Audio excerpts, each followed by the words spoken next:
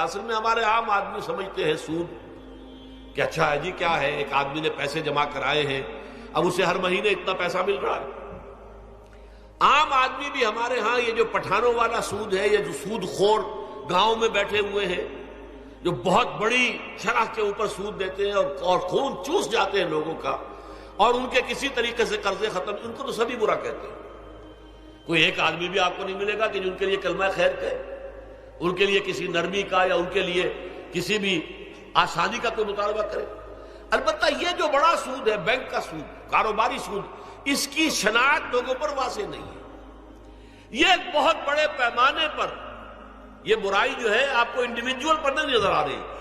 Individual تو بظاہر سمجھتا ہے ایک فرد، بھائی ٹھیک ہے میں جو دکان کے لیے مجھے قرض چاہیے تھا، مجھے قرض مل گیا، میں اپنا کاروبار کر رہا ہوں، تو میں جو کمائی کر رہا ہوں اس میں سے بینک کو بھی حصہ دے رہا ہوں اپنا اس کے سود کا. اس میں کیا خرابی ہو گئی؟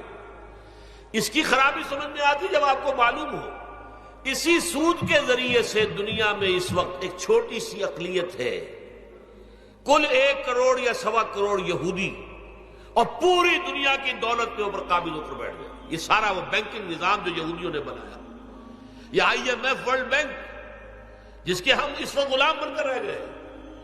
ہمارا چیف مارشل ایڈمنسٹریٹر اسے کہے یا چیف ایگزیکٹو کہے، ہمارا تو حکمران ہے، ہمارا بادشاہ اس وقت، اور وہ بادشاہ سلامت کہتے ہیں کہ یہ IMF اور ورلڈ بینک کے لوگوں کے گوڈے ہمیں پکڑنے پڑتے ہیں.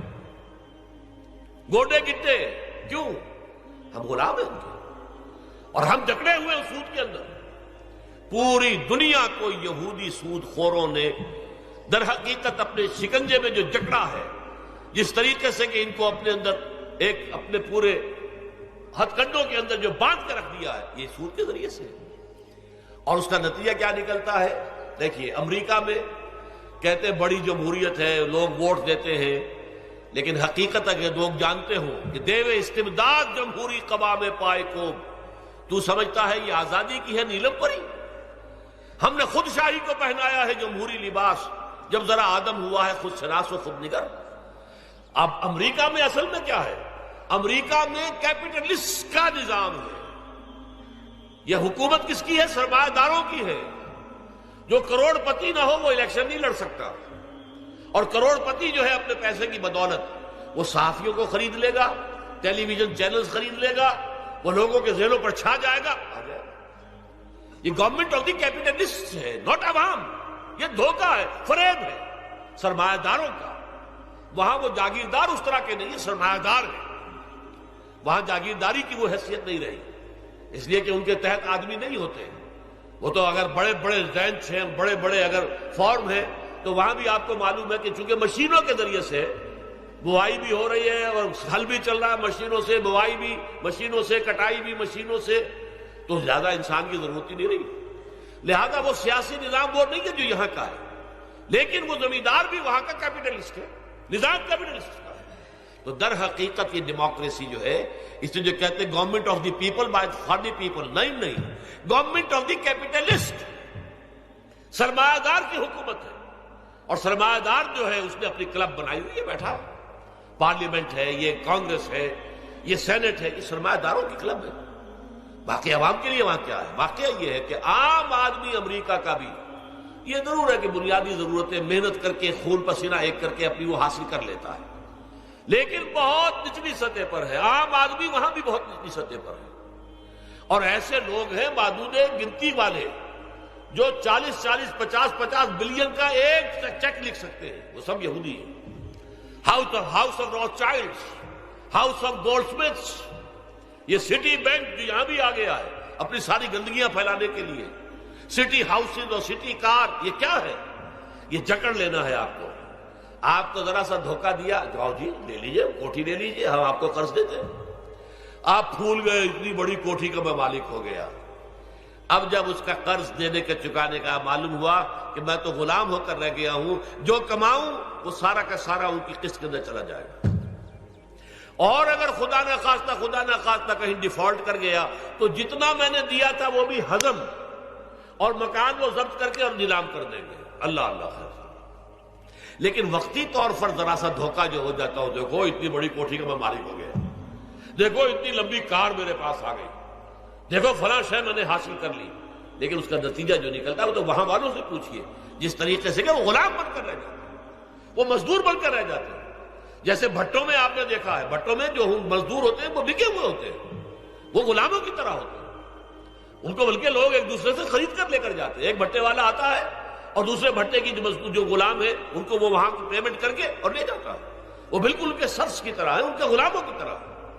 یہ ساری جو میں نے آپ کے سامنے گنوائی ہے، یہ در حقیقت نوع انسانی کو جو تقسیم کیا گیا، انگریزی میں آپ کہتے ہیں ہیوز اور ہیو ناٹس، قرآن نے اس کے لیے کیا لفظ استعمال کیا؟ محرومین اور مترفین۔ اور ان مترفین کی وجہ سے اللہ کا عذاب آتا رہا دنیا میں۔ ان کے گلچھرے، ابھی بسنت منائی، کس نے منائی؟ یہ لکھپتی کروڑ پتی ہیں، انہوں نے عیش کیے ہیں، راتوں کی نیند حرام کی ہے لوگوں کی، یہ بسنت منا رہے ہیں۔ کیا ہو رہا ہے؟ در حقیقت یہ وہی ہے مترفین۔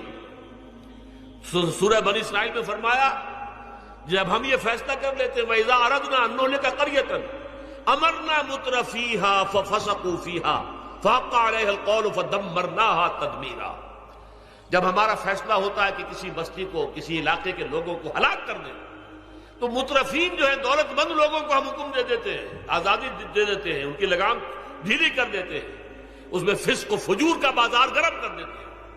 اور جب پورا فسق و فجور کا بازار گرم ہو جاتا ہے، اچانک ہماری پکڑ آتی ہے، دمرناہا تدمیرا، ہم اس کو پٹخ کر رکھ دیتے ہیں، ٹکڑے ٹکڑے کر دیتے ہیں۔ یہ مترفین، اور دوسری طرف محرومین، اسی طریقے سے مستضعفین اور مستکبرین۔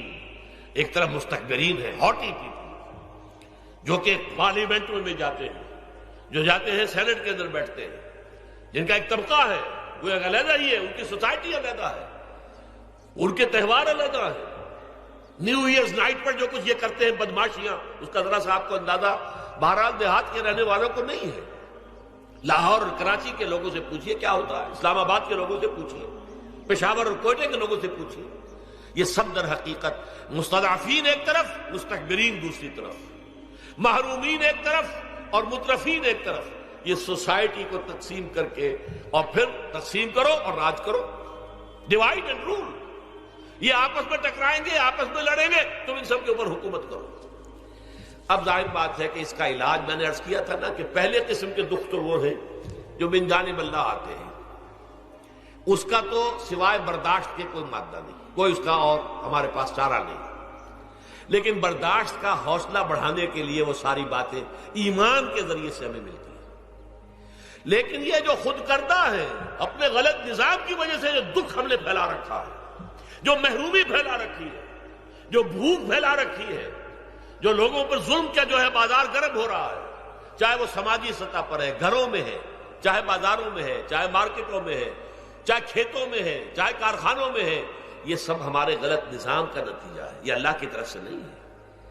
وَمَا أَصَابَكُم مِّن مُّصِيبَةٍ فَبِمَا كَسَبَتْ أَيْدِيكُمْ، یہ تمہارے اپنے ہاتھوں کی کمائی ہے، تمہارے اپنے ہاتھوں کے کرتوت ہیں، تم نے غلط نظام